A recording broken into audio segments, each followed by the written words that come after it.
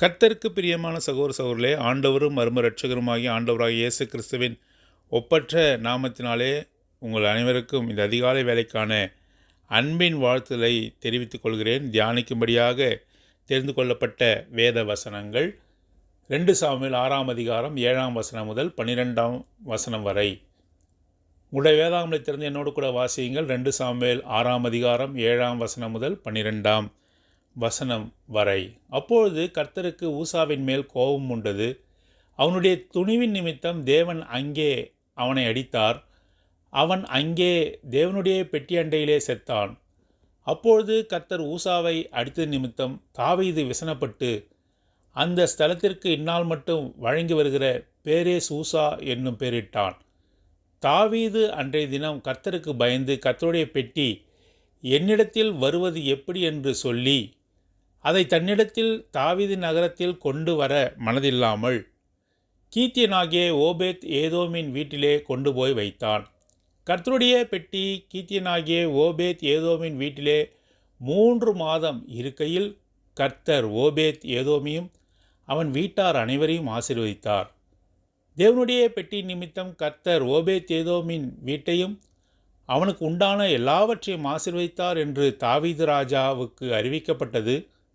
அப்பொழுது தாவீது தன் தேவனுடைய பெட்டியை ஓபேத் ஏதோமின் வீட்டிலிருந்து தாவீது நகரத்துக்கு மகிழ்ச்சியுடனே கொண்டு வந்தான். தேவன் தாமே இந்த வசனங்களை ஆசீர்வதித்து நம்மோடு கூட பேசுவாராக. கர்த்தருடைய பெட்டி என்று சொல்லும்பொழுது, சாட்சியின் பெட்டி என்று சொல்லும்பொழுது அது தேவனுடைய பிரசன்னத்தை குறிக்கிறது.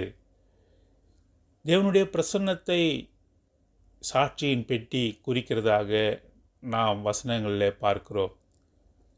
ஆகவே கிருபாசனத்தண்டையிலே வாசம் பண்ணுகிற தேவன் என்று சொல்லி வசனங்களிலே நாம் வாசிக்கிறோம். கேருபின் மத்தியிலே கிருபாசனம் இருக்கிறது என்று சொல்லி நாம் வேத வசனங்களை வாசிக்கிறோம். கர்த்தருடைய பெட்டி என்று சொன்னால் தேவனுடைய மகிமை. கர்த்தருடைய பெட்டி என்று சொன்னால் கர்த்தர் வாசம் பண்ணுகிற இடம் என்று அர்த்தம். தனி மனிதனாகிய ஓபேத் ஏதோமினுடைய வீட்டிலே காணப்படுகிறதாக 2 சாமுவேல் 6ஆம் அதிகாரத்தில் நாம் வாசிக்கிறோம். ஏன் ஓபேத் ஏதோமினுடைய வீட்டிலே கர்த்தருடைய பெட்டி கொண்டு வந்து வைக்கப்பட்டது என்று சொல்லி பார்ப்போம் என்றால், நாம் 1 சாமுவேலில் இதற்கான வசனங்களை நாம் பார்க்கிறோம். 1 சாமுவேல் 4ஆம் அதிகாரம் 11ஆவது வசனம். சாமுவேலின் வார்த்தை இஸ்ரவேலுக்கெல்லாம் வந்தது. இஸ்ரவேலர் பெலிஸ்தருக்கு விரோதமாய் யுத்தம் செய்ய புறப்பட்டு எபினேசருக்கு சமீபத்தில் பாளையம் இறங்கினார்கள். பெலிஸ்தியரோ ஆப்பேக்கில் பாளையம் இறங்கியிருந்தார்கள். ஆப்பேக் என்ற இடத்துல இஸ்ரவேலுக்கு விரோதிகளாக இருக்கக்கூடிய பெலிஸ்தியர் அங்கே வந்திருந்தார்கள். பெலிஸ்தியருக்கும் தேவனுடைய ஜனமாகிய இஸ்ரவேல் ஜனத்திற்கும் அங்கே பெரிய யுத்தம் நடைபெறப் போகிறது. எங்கே? ஆப்பேக், தி பேட்டில் ஃபீல்ட் ஆஃப் ஆப்பேக். ஆப்பேக் என்ற இடத்துல மிகப்பெரிய யுத்தம் அங்கே மூலப்போகிறது. சண்டை நடக்கும்பொழுது இஸ்ரவேலர் முறிந்தோடினார்கள், அநேகர் மரித்து போனார்கள். ஆகவே இஸ்ரவேலருக்கு தேவனுடைய பெட்டி நம்மிடத்திலே இருக்கும் என்று சொன்னால், சண்டை நடக்கிற யுத்தம் நடக்கிற இடத்திலே இருக்கும் என்று சொன்னால் நமக்கு பெரிய ஜெயம் உண்டாகும் என்று சொல்லி சீலோவிலே இருக்கக்கூடிய தேவனுடைய பெட்டியை கொண்டு வர செய்தார்கள். சண்டை நடக்கும் பாளையத்திற்கு கொண்டு வர செய்தார்கள். தேவனுடைய திட்டம் வேறு விதமாக இருந்தது. ஆகவே பெலிஸ்தியர் இவர்களை நிர்மூலம் பண்ணினார்கள், மடிந்தோட செய்தார்கள்.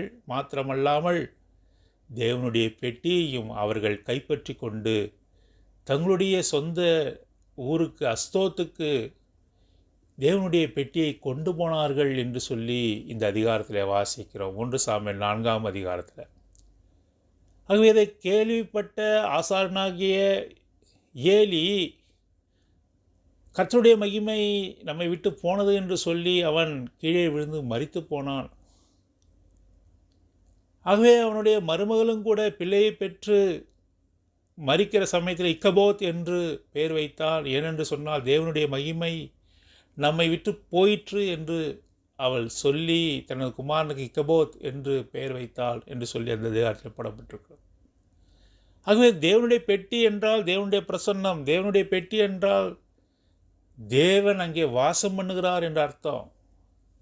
அது தங்களை விட்டு போனது, மகிமை நம்மை விட்டு போனது என்று சொல்லி இவர்கள் மரித்து போனார்கள். இப்பொழுது தேவனுடைய பெட்டி எங்கே இருக்கிறது என்று சொன்னால் பெலிஸ்தியரிடத்தில் இருக்கிறது. பெலிஸ்தியர் தேவனுடைய பெட்டியை தங்களிடத்தில் 7 மாதம் அளவும் அவர்கள் வைத்திருந்தார்கள். 1 சாமுவேல் 6ஆம் அதிகாரம் 1ஆம் வசனம் இதை சொல்லுகிறது. கர்த்தருடைய பெட்டி பெலிஸ்தியரின் தேசத்தில் 7 மாதம் இருந்தது. 7 months, 7 மாதங்கள் பெலிஸ்தியர் அண்டையில் இருந்தது.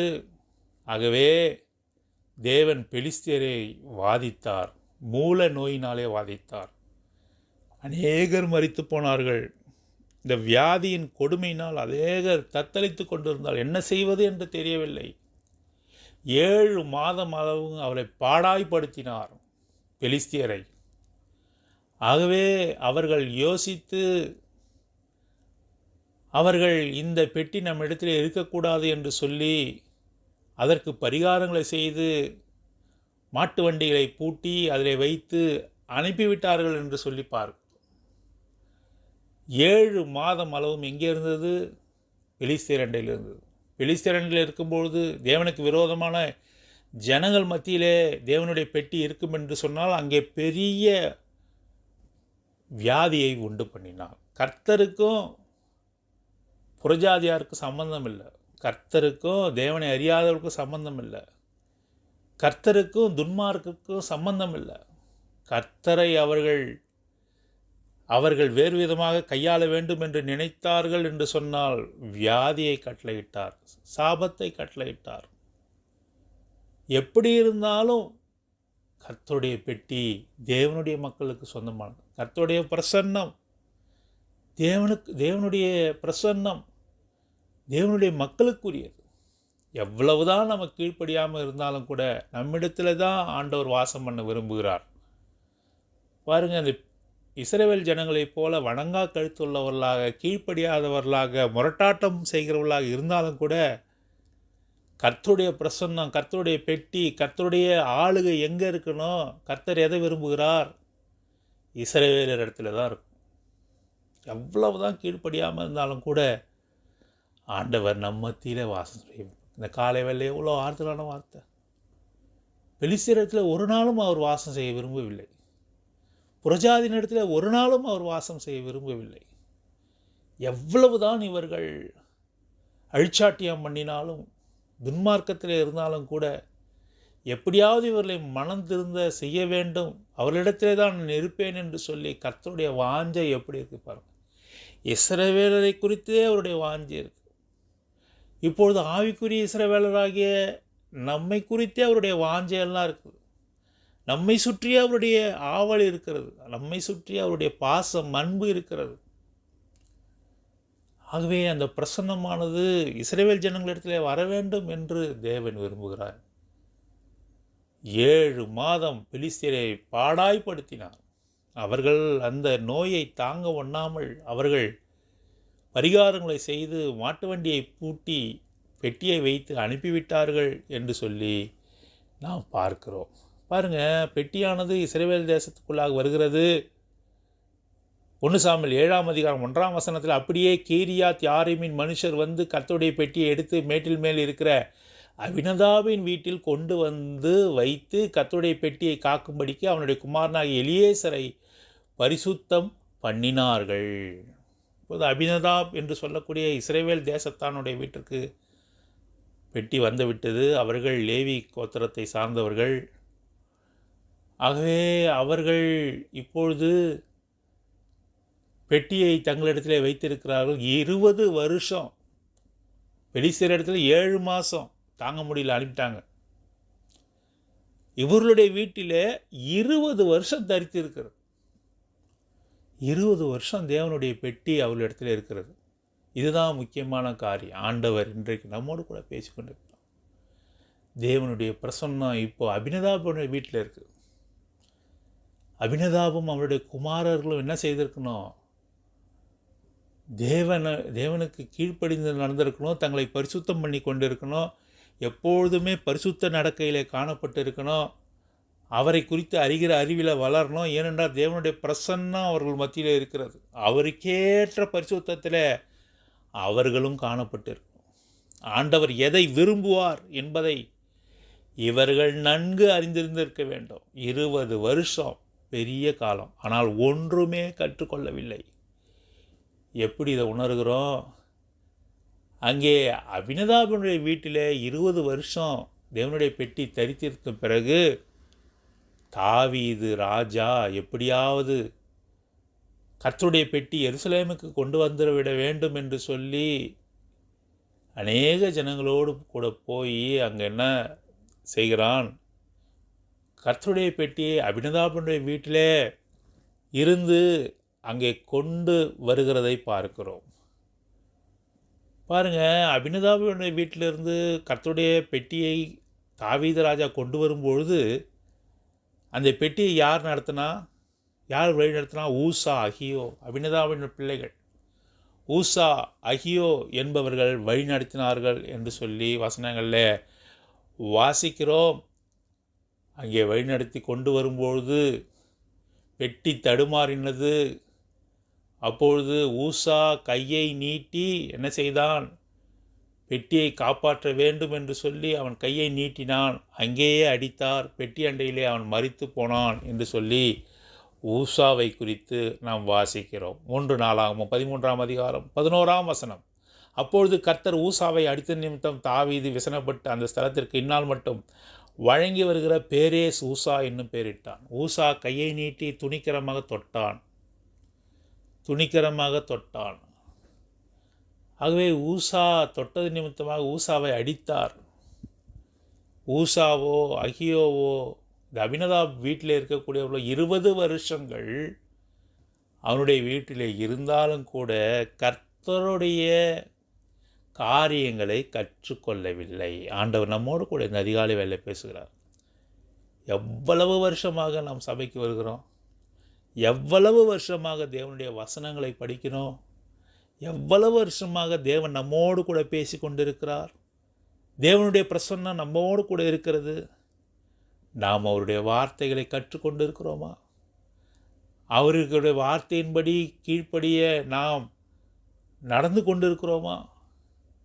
ஒவ்வொரு வார்த்தைக்கு நாம் கீழ்ப்படியும் விதமாக நம்முடைய இருதயத்தை ஆயத்தப்படுத்தி கொண்டிருக்கிறோமா? சமய சந்தர்ப்பம் வரும்பொழுது நம்முடைய கீழ்ப்படிதல் எவ்வாறாக இருக்கிறது? சற்று சிந்தித்து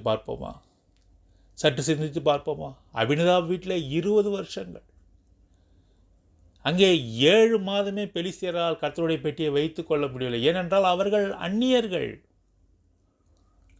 அவர்களால் வைத்துக் கொள்ள முடியவில்லை. அவர்களை வாதித்தார்.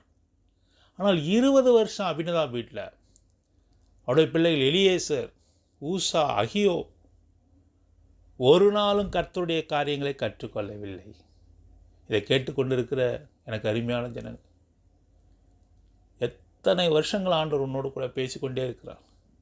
இன்னும் கூட ஆண்டவருடைய திருவுள்ளத்தை நீ அறியாமல் இருக்கிறாய். அவருக்கு எது விருப்பம்? அவர் எதை நேசிக்கிறார்? கர்த்தருடைய ஆலயத்தை நாம் எப்படி பரிசுத்தம் பண்ண வேண்டும்? என்னுடைய இருதயத்திலே என்னுடைய இருதயத்தை ஆலயம் என்று அவர் சொல்லியிருக்கிறாரே. நீங்களே அவருடைய ஆலயம் என்று சொல்லியிருக்கிறார்களே. உங்களுடைய இருதயத்தில் வாசம் பண்ணுகிறேன் என்று சொல்லியிருக்கிறாரே. நான் அவர் கீழ்ப்படுகிறேனா? 100க்கு 100 கீழ்ப்படுகிறேனா? வருடங்கள், பல வருடங்கள் ஓடிவிட்டது. 20 வருடங்கள் அபினதாபினுடைய வீட்டில் இருந்து பல வருடங்கள் தேவன் நம்மோடு கூட சந்தித்து கொண்டே இருக்கிறார். இன்னும் கூட நான் கீழ்ப்படியாத சம்பரமாய் வாழ்ந்து கொண்டு அவருடைய வார்த்தைக்கு ஒரு நாளும் கீழ்ப்படியாமல் உலகத்தின் மீது இன்னும் கண் வைத்து கொண்டு இருக்கிறோமா? எச்சரிப்பான இந்த வார்த்தையை நம்மிடத்திலே அவர் பேசுகிறார். அப்பொழுது கர்த்தர் ஊசாவை அடித்த நிமித்தம் தாவீது தாவீது பயப்படுறான். விசனப்பட்டு எது தப்பு நடந்தது என்று அவனுக்கு தெரியல. விசனப்பட்டு பயப்படுறான். பயந்து என்று சொல்லி பார்க்க என்ன செய்தான்? தேவனுடைய பெட்டியை என்னிடத்திற்கு கொண்டு வருவது எப்படி என்று சொல்லி 12ஆம் வசனம், பெட்டியை தன்னிடத்தில் தாவீது நகரத்தில் கொண்டு வராமல் தாவீது நகரமாகிய எருசலேமுக்கு கொண்டு போக வேண்டும் என்று தாவீது நினைத்த நேரத்திலே இந்த சம்பவம் நடந்தது. ஆகவே நான் எப்படி கொண்டு போவேன் என்று சொல்லி அதை கீத்தியனாகிய ஓபேத் ஏதோமின் வீட்டிலே சேர்த்தான். கீத்தியன். அநேக தேவனுடைய மனுஷர்கள் சொல்லுகிறார்கள், கீத்தியன் என்று சொல்லும்போது அவன் இஸ்ரவேல் வம்சத்தை சேராதவன், 12 கோத்திரத்தை சேராதவன், அவன் ஒரு அந்நியன். ஒரு வரலாற்று ஆசிரியர் சொல்கிறார், கீத்தியன் என்று சொன்னால் அவன் ஒரு பெலிஸ்தியன் என்று சொல்கிறார். அது ஒரு அந்நிய மனுஷன். அவன் பேர் ஓபேத் ஏதோம். அவன் எருசலேமுக்கு போகிற வழியிலே அவன் காணப்பட்டான். அவனுடைய வீடு இருந்தது. அவனுடைய வீட்டிற்கு தாவீது ராஜா பெட்டியை கொண்டு போகிறார். அங்கே நாம் பார்க்கிறோம், ஓபேத் ஏதோம் ஒன்றுமே சொல்லாமல் கர்த்தருடைய பெட்டியை அவன் ஏற்றுக்கொண்டான். ஏதாவது சொல்லியிருக்கலாம். நடந்த சம்பவம் ஒருவேளை அவனுக்கு தெரிந்திருக்கலாம். கர்த்தருடைய பெட்டியை ஏன் என்னிடத்திலே கொண்டு வருகிறீர்கள் அவன் கேட்டிருக்கலாம். ஆனால் அவன் ஒன்றுமே சொல்லவில்லை. தாவீது ராஜாவாக இருந்தாலும் கூட இவன் என்ன செய்திருக்கலாம், அவனுடைய வீட்டில் கொண்டு வரும்பொழுது ஒரு டிசன்ட் நோட்டு, அதாவது எனக்கு வருத்தமாக இருக்கிறது, இருந்தாலும் பரவாயில்ல, ராஜாவே நீ சொல்லுகிறீர், அதனால் பெட்டியை ஏற்றுக்கொள்கிறேன் என்றெல்லாம் சொல்லலை. ஒரு காரியம் போடவில்லை.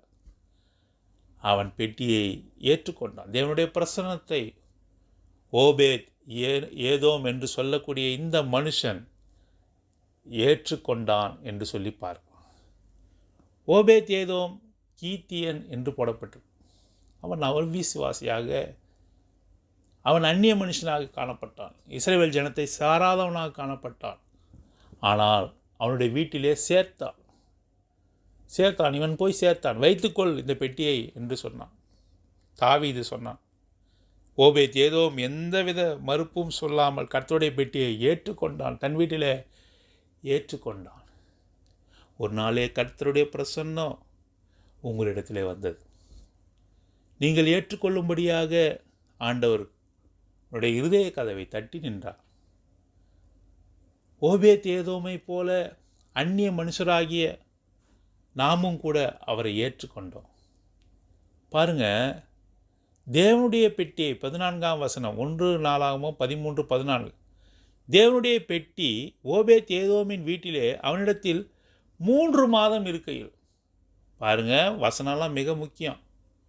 பெலிஸ்தியரோட இடத்துல 7 மாதம் மகாவாதையினால் வாதித்தார். கர்த்தருடைய பிள்ளைகளாக இருக்கக்கூடிய அபினதாப், தேவனுடைய ஆசாரியனாக இருக்கக்கூடிய அபினதாப் வீட்டில் 20 வருஷம் ஒன்றுமே கற்றுக்கொள்ளலை. கர்த்தருக்கு எப்படி பணிவிடை செய்யணும்னு தெரியல.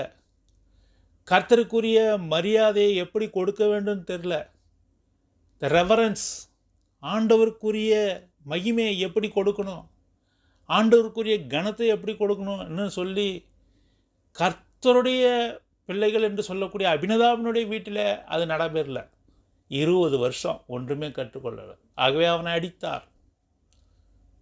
இப்பொழுது கீத்தியனாகிய ஓபேத் ஏதோமின் வீட்டில் 3 மாதம்தான் கர்த்தர் ஓபேத் ஏதோமின் வீட்டையும் அவனுக்கு உண்டான எல்லாவற்றையும் ஆசீர்வதித்தார். எவ்வளவு சந்தோஷமாக இருக்கு இந்த வார்த்தை வாசி. 3 மாதம்தான். 3 மாதத்துக்குள்ளே நான் ஒரு வேளை யோசிக்கிறேன், எப்படி நான் அந்த பெட்டி உள்ளே வந்த உடனே இதுவரையும் எப்படி ஒரு வாழ்க்கை வாழ்ந்திருந்தானோ ஓபேத் ஏதோம் நமக்கு தெரியாது. ஆனால் கர்த்தருடைய பெட்டியை, கர்த்தருடைய பிரசன்னத்தை அவன் தன் இருதயத்துக்குள்ளாக கொண்டு வந்த உடனே, தன்னுடைய வீட்டுக்குள்ளாக கொண்டு வந்த உடனே வீட்டையே அவன் மாற்றிட்டான். முதல்ல அவன் மாறி இருக்கணும். கர்த்தருக்குரிய கனத்தை எப்படி கொடுக்கணும்னு சொல்லி வானத்தையும் பூமியும் உண்டாக்கின தேவன் என்னுடைய வீட்டிலே காணப்படுகிறார், என்னுடைய இருதயத்திலே காணப்படுகிறார் என்று சொல்லி அவன் என்ன செய்திருக்க கூடும், தன்னையே மாற்றிருப்பான். தன்னுடைய உலக பிரகாரமான காரியங்களை அவன் விட்டொழிந்திருப்பான். இதுவரையும் அவனுக்கு இருந்த நண்பர்கள் எல்லாம் வரவேண்டாம் என்று சொல்லியிருப்பான். கர்த்தருடைய பிரசன்னம் என்னோட வீட்டில் இருக்கிறது, அசுத்தமானவர்கள் யாரும் வராதிங்க என்று சொல்லி அவரை தவிர்த்திருப்பான். அசுத்தமானது ஒன்றையும் அவன் தொடாமல் இருந்திருப்பான். மிக பரிசுத்தமாக இருந்திருப்பான். முதலாவது தன்னை பரிசுத்தப்படுத்தி கொண்டு, தனது வீட்டை பரிசுத்தி கொண்டு படுத்தி கொண்டு, அவனுக்கு உண்டானவைகள் வேலைக்காரர்கள் முதற்கொண்டு மனைவி முதற்கொண்டு பிள்ளைகள் முதற்கொண்டு எல்லாவற்றையும் பரிசுத்தப்படுத்தியிருப்பான். கர்த்தருக்கு பிரியமாக நடக்க அவன் முயற்சி பண்ணியிருப்பான். ஒருவேளை அவனுக்கு புரியாமல் இருந்திருக்கலாம். ஆனால் பரிசுத்தமான தேவன் என்னிடத்திலே அவர் வாசம் பண்ணுகிறார் என்ற அந்த காரியமானது ஓபேத் ஏதோமை பரிசுத்தமானாக அது மாற்றி இருக்கிறது. மிகவும் பயந்து அவருக்குரிய கனத்தை செலுத்தி எல்லாவற்றையும் அந்த 3 மாதங்களில் கற்றுக்கொண்டான். இதை பார்த்த ஆண்டவர் அவனை அபரிமிதமாக ஆசீர்வதிக்க ஆரம்பித்தார். தாவீது காலம் புரிந்து கொள்ளவே முடியல. ஒரு அந்நிய மனுஷனை இப்படி ஆசீர்வதித்தார்.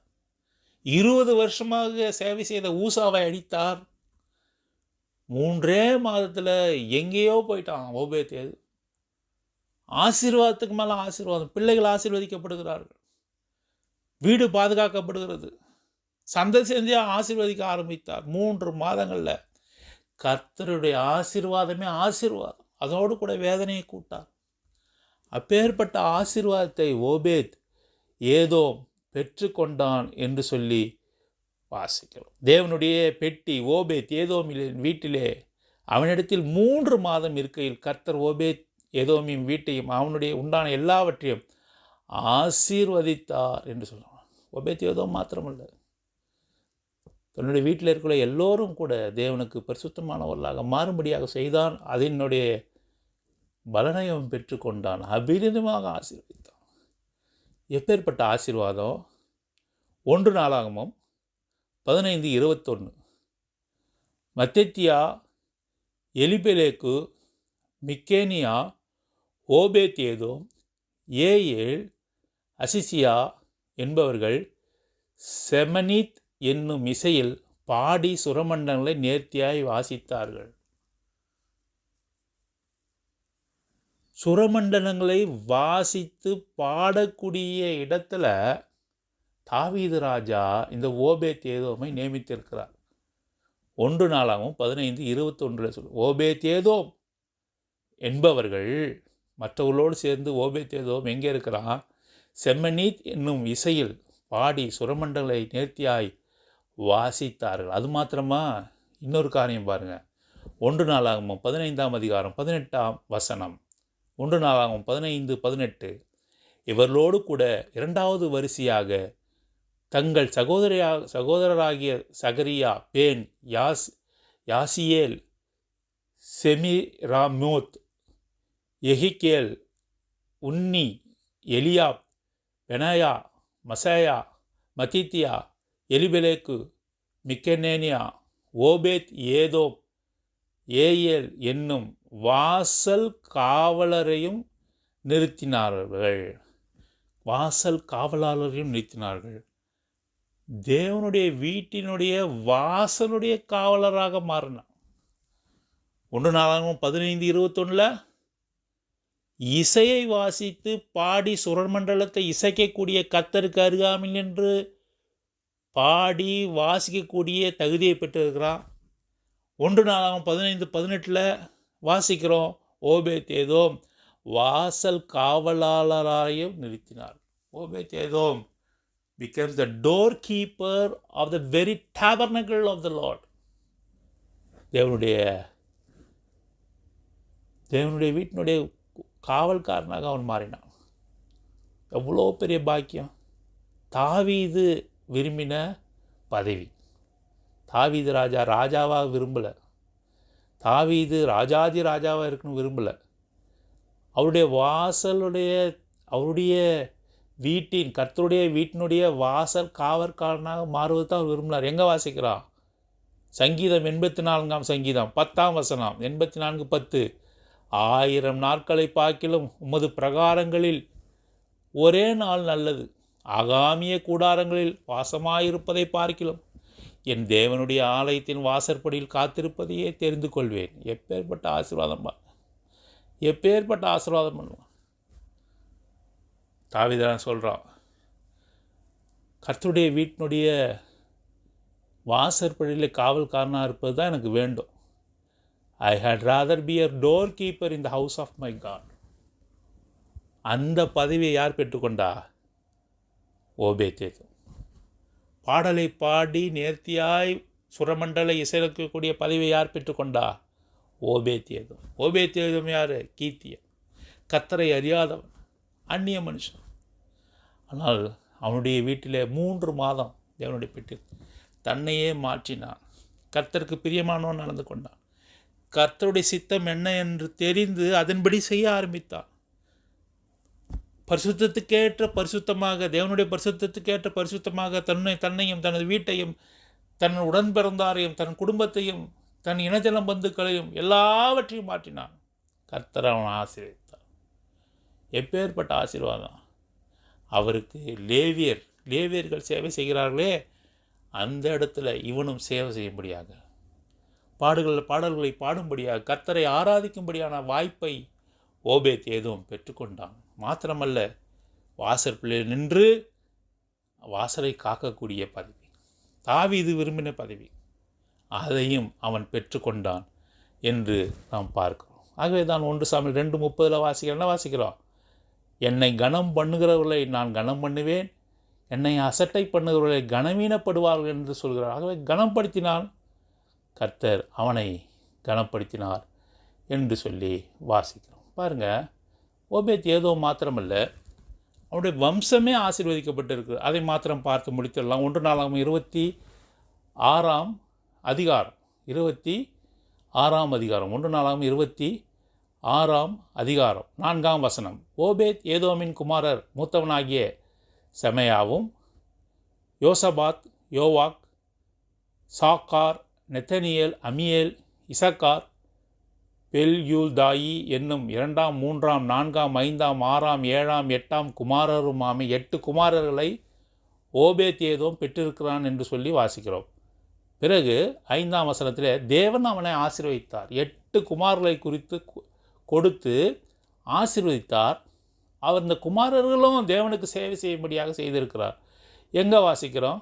அவன் குமாரனாகிய செமையாவுக்கு குமாரர் பிறந்து, செமையா என்பவன் ஓபேத்-ஏதோமினுடைய குமாரன், அவனுடைய பிள்ளைகளும் பிறந்தார்கள். அவர்கள் பராக்கிரமசாலிகளாக இருந்து தங்கள் தகப்பன் குடும்பத்தாரை ஆண்டார்கள். ஆகவே பராக்கிரமசாலிகளாக நல்லவர்களாக ஜனங்கள் ஓபேத்-ஏதோமுக்கு பிறந்தார்கள் என்று சொல்லி வாசிக்கிறோம். 8ஆம் வசனம். ஓபேத்-ஏதோமின் புத்திரரும் அவர்கள் குமாரரும் அவர்கள் சகோதரருமாகிய ஊழியத்திற்கு பலத்த பராக்கிரமசாலியான அவர்கள் எல்லோரும் 62 பேர். ஊழியம் செய்யக்கூடியவர்கள் 62 பேர். ஓபேத்-ஏதோம் குடும்பத்தார் முழுவதுமாக பலசாலிகளாக, பாடகர்களாக, கர்த்தருடைய வீட்டை காப்பவர்களாக, கர்த்தருடைய வீட்டை வாசற்படியில் நின்று கர்த்தருடைய வீட்டை காப்பவர்களாக, பரிசுத்தம் பண்ணக்கூடியவர்களாக 62 பேர் ஓபேத்-ஏதோமுடைய வீட்டில் ஏற்படுத்தப்பட்டார்கள்.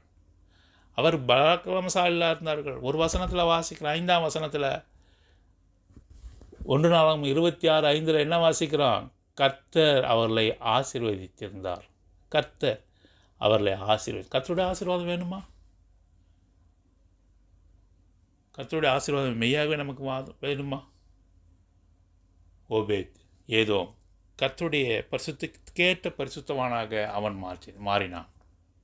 ஒருவேளை கர்த்தர் அவனுடைய வீட்டிற்கு வருவதற்கு முன்னால், அவருடைய பிரசன்னம் வருவதற்கு எப்படி இருந்தானோ நமக்கு தெரியாது. ஆனால் தன்னுடைய இருதயத்தில், தன்னுடைய வீட்டில் அவன் இடம் கொடுத்த பொழுது முழுவதுமாக அவன் மாறினான் என்று சொல்லி 20 வருஷமாக அபினதா வீட்டில் இருந்தது கர்த்தருடைய பிரசன்னம். அவர்கள் கற்றுக்கொள்ளவில்லை. பெலிஸ்தியர்கள் கர்த்தருடைய பிரசன்னத்தை வைத்திருக்க முடியவில்லை. அவள் தோற்று போனார்கள். 7 மாதத்திலே திருப்பினார்கள்.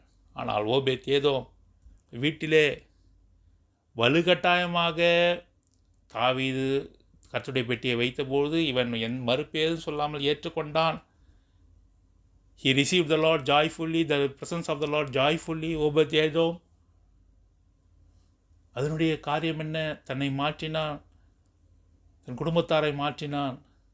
கர்த்தர் அவனையும் அவன் வீட்டையும் ஆசீர்வதித்தார். அது மாத்திரமல்ல, கர்த்தருடைய வீட்டிலே நிரந்தரமாக பணி செய்யும்படியாக, ஆராதனை ஏறெடுக்கும்படியாக மகனாக அவனை மாற்றி ஓபேத்-ஏதோமை குறித்து ஆண்டவர் என்று பார்க்க உதவி செய்தார்.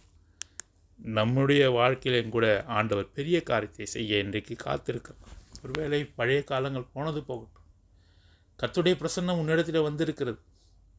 நீ எவ்வாறாக உன்னை மாற்றிக்கொள்ள போகிற ஒரு கேள்வியோடு கூட இந்த தியானத்தை முடிக்கலாம். மகனே மகளே, இன்னும் கூட நான் உனக்கு தருணத்தை தருகிறேன். பெலிஸ்தேரை வாதித்தது போல நான் உன்னை வாதிக்க விரும்பவில்லை. உனக்கு தண்டனை தர விரும்பவில்லை. அபினதாபை போல, அவனுடைய குடும்பத்தாரை போல கர்த்தருடைய பிரசன்னம் இருந்தாலும் கூட அவர் ஒன்றும் கற்றுக்கொள்ளவில்லை. ஆனால் 3 மாதம் குறைவான ஓபேத் ஏதோம் எல்லாவற்றையும் கற்றுக்கொண்டு தேவனுடைய பணிவிடக்காரனாக மாறினான். அப்படிப்பட்ட வாழ்க்கை நாம் செய்ய ஆயத்தமாக இருக்கிறோமா? ஆண்டவர் உன்னிடத்திலே வந்திருக்கிறார். அவருக்கு நீ இடம் கொடுத்துருக்கிறாயா? உட்கார்ந்து இதெல்லாம் சோதித்து பார்க்கணும். அவர் கேட்ட பரிசுத்தத்துக்கு நான் மாறி இருக்கிறேனா? என்னோடய பிள்ளைகள் எப்படி இருக்கிறார்கள்?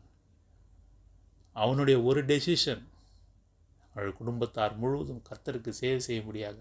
62 பேரை அங்கே சொல்லப்பட்டு சேவை செய்ய முடியாது மாற்றினார். அவர் எல்லாவற்றையும் மாற்ற வல்லவர். அவரால் கூடாத காரம் ஒன்றுமில்லை. என்னை கனப்படுத்துகிறவரை நான் கனப்படுத்துவேன் என்று சொல்லி அவர் சொல்லுகிறார்.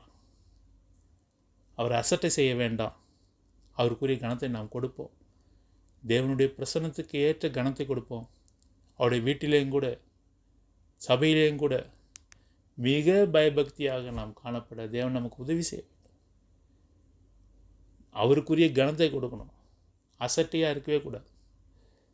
பாருங்கள், familiarity May lead to corruption. இந்த அபினதா வீட்டில் 20 வருஷங்கள் தேவனுடைய பெட்டி இருந்தது. ஃபெமிலியாரிட்டி அதை பார்த்து என்ன செய்தான், அவனுக்கு ஒரு பெரிய அது ஒரு உற்சாகத்தை கொடுக்கல.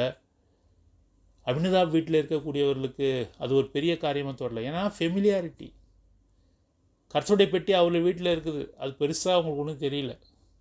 ரொம்ப நாள் இருக்குது, இது சாதாரண பெட்டி என்று நினைத்து விட்டார். நாமும் கூட தொடர்ந்து சபைக்கு வருவதனால நாமும் கூட எப்படி இருக்கிறோம்? அசட்டையாக இருக்கிறோம், ஒரு உணர்வற்ற நிலைமையில் இருக்கிறோம். கர்த்தருடைய வீட்டில் எப்படி வேணால் நடந்து கொள்ளலாம் என்று இருக்கிறோம். தூங்குகிறோம், பல காரியங்களை செய்கிறோம். கர்த்தருக்கு கொடுக்க வேண்டிய கனத்தை கொடுக்கல. ஏன்? Familiarity makes us to be corrupted. தொடர்ந்து பல வருஷங்கள் சபைக்கு வரும்போது இது அந்த ஒரு உணர்வில் அற்ற நிலைமை, கர்த்தருக்கு கொடுக்க வேண்டிய கனத்தை கொடுக்க முடியாத ஒரு மந்த இருதயம் நமக்குள்ளே வரத்துக்கு முடியும். அதுதான் பார்க்குறோம். அபினதா வீட்டில் 20 வருஷம் ஊசா கற்றுக்கொள்ளவில்லை. அப்படி நாமும் நம்ம பிள்ளைகள் கூட மாறிவிடக்கூடும். ஆனால் கர்த்தர் ஒரு நாளும் மாறாத தேவன். அவருக்கு ஏற்ற கனத்தை நம்ம கொடுக்கணும். ஒவ்வொரு நாளும் நம்மை ஆயத்தப்படுத்தணும். கர்த்தருடைய வீட்டில் நடந்து கொள்ளும் விதத்தை நாம் அறிந்து கொள்ள வேண்டும். நம் வீட்டில் நடந்து கொள்ள வேண்டிய விதத்தை அறிய வேண்டும். 3 மாதம்தான். ஆனால் ஓபேத் ஏதோம் ஆசீர்வாதத்தை பெற்ற மகனாக நாம் கூட கர்த்தர் நம்மோடு கூட பேசுவாராக. நாமும் கூட நம்மை மாற்றிக்கொள்ளலாம். பரிசுத்த ஆவியினர் கிரியை செய்ய உதவி செய்வாராக. நான் கர்த்தருடைய வீட்டில் எப்படி இருப்பேன்? கர்த்தர் என்னுள்ளத்தில் இருக்கிறார். என்னுடைய காரியங்கள் எல்லாவற்றையும் மாற்றுவேன் என்று ஓபேத் ஏதோம் சொன்னது போல நாமும் கூட கர்த்தருக்கேற்ற பரிசுத்தம், கர்த்தருக்கேற்ற தகுதி, கர்த்தருக்கு கொடுக்க வேண்டிய கனம், இதெல்லாம் நம்முடைய வாழ்க்கையில் கொடுக்க தேவன் தாமே நமக்கு உதவி செய்வாராக. அன்பும் கிருபையும் உள்ள பரலோக பிதாவே, ஓபேத் ஏதோமை குறித்து வாசிக்க உதவி செய்து நன்றி செலுத்தி துதிக்கிறோம்.